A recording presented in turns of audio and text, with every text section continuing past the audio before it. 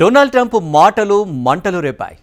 America Iran మధ్య ఘర్షణలు తీవ్రం కావడంతో పశ్చిమాసియా మరోసారి రగిలిపోతుంది. రెండు దేశాలు పరస్పరం దాడులు చేసుకోవడంతో శాంతి ఒప్పందం మీద ఇప్పటికే కారు మబ్బులు ఆవరించాయి. అమెరికా తాజాగా జరిపిన దాడుల్లో భారత్ అభివృద్ధి చేస్తున్న చాబహార్ హోడా రేపు ఉండడం ఆందోళన కలిగిస్తుంది. హర్ముజ్ జలసంధిలో నౌకలపై ఇరాన్ చేసే ఒక్కో దాడికి 20 రెట్లు తీవ్రమైన దాడి చేస్తామని అమెరికా అధ్యక్షుడు హెచ్చరించారు. ఇక నాటో సదస్సు కోసం టర్కీ వెళ్లిన ట్రంప్ తిరుగు ప్రయాణంలో మరో విమానాన్ని ఎంచుకోవడం చర్చకు దారితీసింది.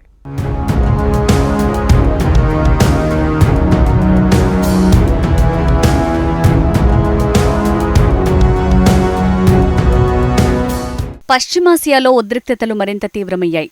ఇరాన్పై విరుచుకుపడతామని అమెరికా అధ్యక్షుడు డొనాల్డ్ ట్రంప్ ప్రకటించిన గంటల వ్యవధిలోనే దాడులు ప్రారంభమయ్యాయి.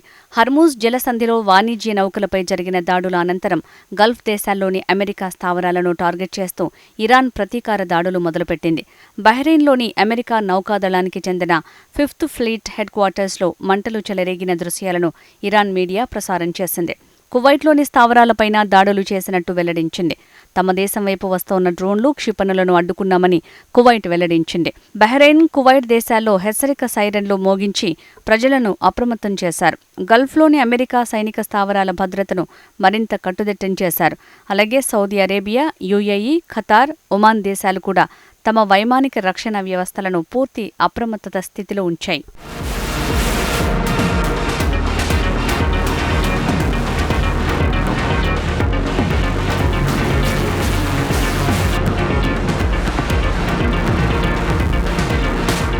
అటు అమెరికా ఇరాన్ మీద భారీ వైమానిక దాడులు చేపట్టినట్టు ప్రకటించింది. ఈ దాడుల్లో సుమారు 90 లక్ష్యాలను ఛేదించినట్లు అమెరికా సెంట్రల్ కమాండ్ ప్రకటన విడుదల చేసింది.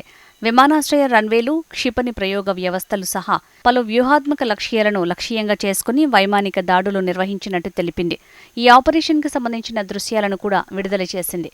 వాటిలో రన్వేలు, క్షిపణి ప్రయోగ కేంద్రాలపై దాడులు జరిగినట్టు కనిపిస్తున్నాయి.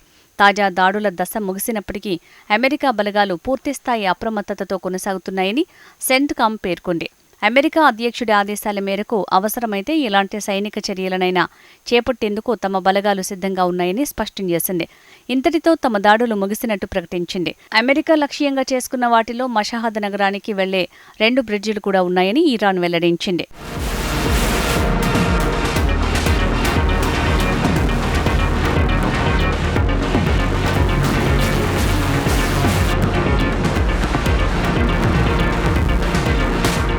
కాగా ఇరాన్పై సైనిక పరంగా అమెరికా విజయం సాధించిందని అమెరికా అధ్యక్షుడు డొనాల్డ్ ట్రంప్ తెలిపారు.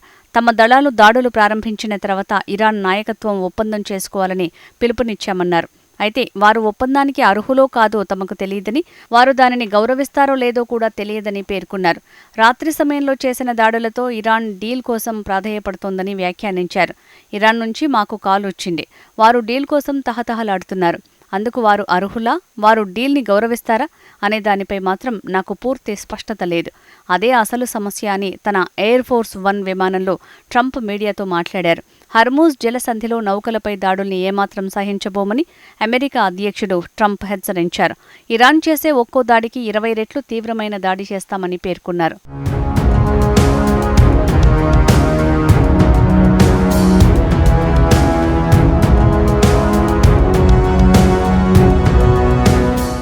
అమెరికా దాడుల్లో ఇరాన్ దక్షిణ ప్రాంతంలోని బందర్ అబ్బాస్, చాబహార్, జాస్క్, సిరిక్, అబూ మూసా దీవి ప్రాంతాల్లో భారీ పేలుళ్లు సంభవించినట్టు సమాచారం.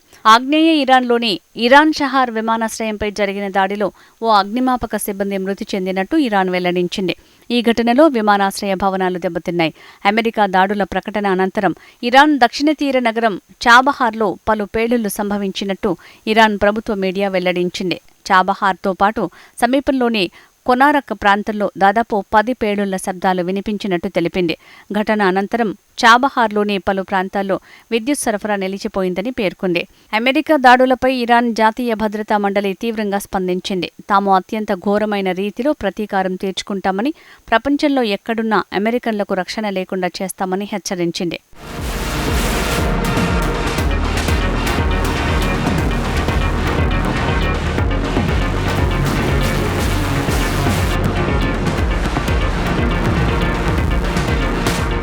కాగా చాబహార్ పోర్టు మీద అమెరికా దళాల దాడి భారత్ని ఆందోళనకు గురిచేస్తోంది.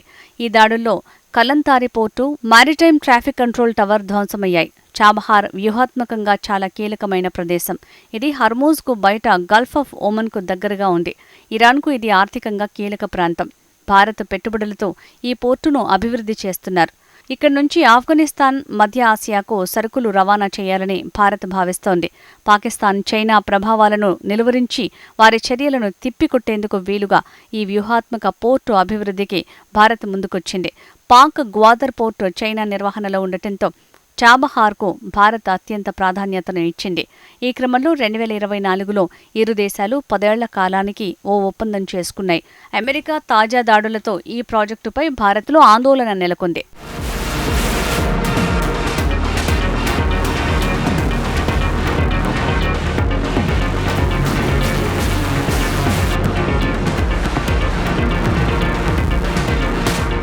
ఇరాన్పై అమెరికా ఆంక్షల నేపథ్యంలో చాబహార్ ఫ్రీ జోన్లోని తన వాటాను ఒక స్థానిక ఇరాన్ సంస్థకు భారతదేశం తాత్కాలికంగా బదిలీ చేయటంతో ఇప్పుడు ఈ ఓడరేవును భారత్ నేరుగా నిర్వహించటం లేదు.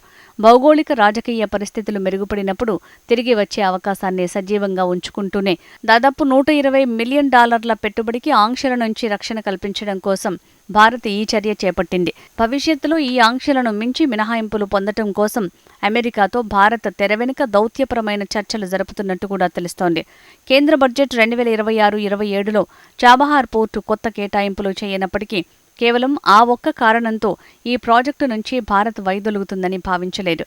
దానికి బదులుగా మన దేశం మరింత అప్రమత్తంగా అడుగులు వేసే విధానాన్ని అవలంబించింది.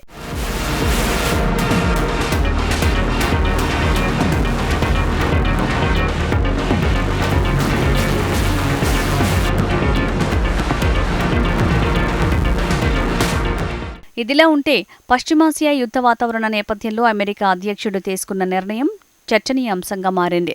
డొనాల్డ్ ట్రంప్ కోసం ఖతార్ ప్రభుత్వం సుమారు $400 మిలియన్ విలువైన బోయింగ్ 747-8 లగ్జరీ జెట్ని బహుమతిగా ఇచ్చింది. అమెరికా రక్షణ సంస్థ L3 Harris టెక్నాలజీస్ ఈ విమానంలో భద్రతా వ్యవస్థలు, రహస్య కమ్యూనికేషన్ సదుపాయాలు, రక్షణ సాంకేతికతను అమర్చింది. ఈ విమానాన్ని తాత్కాలికంగా బ్రిడ్జ్ ఎయిర్ ఫోర్స్ 1గా ఉపయోగిస్తున్నారు. నాటో సదస్సు సమావేశం కోసం ట్రంప్ ఈ కొత్త ఎయిర్ ఫోర్స్ 1లో టర్కీకి వెళ్లారు. అయితే తిరుగు ప్రయాణంలో మాత్రం అనూహ్యంగా పాత ఎయిర్ ఫోర్స్ 1ని ఎంచుకున్నారు. ట్రంప్ భద్రతను దృష్టిలో పెట్టుకుని సీక్రెట్ సర్వీస్ అధికారులు పాత విమానాన్ని వాడాలని సూచించినట్టు తెలుస్తోంది. తాను ఇరాన్ హిట్ లిస్టులో నంబర్ 1 అంటూ ట్రంప్ ఇటీవల చేసిన వ్యాఖ్యల నేపథ్యంలో విమానం మార్పు చర్చకు దారితీసింది.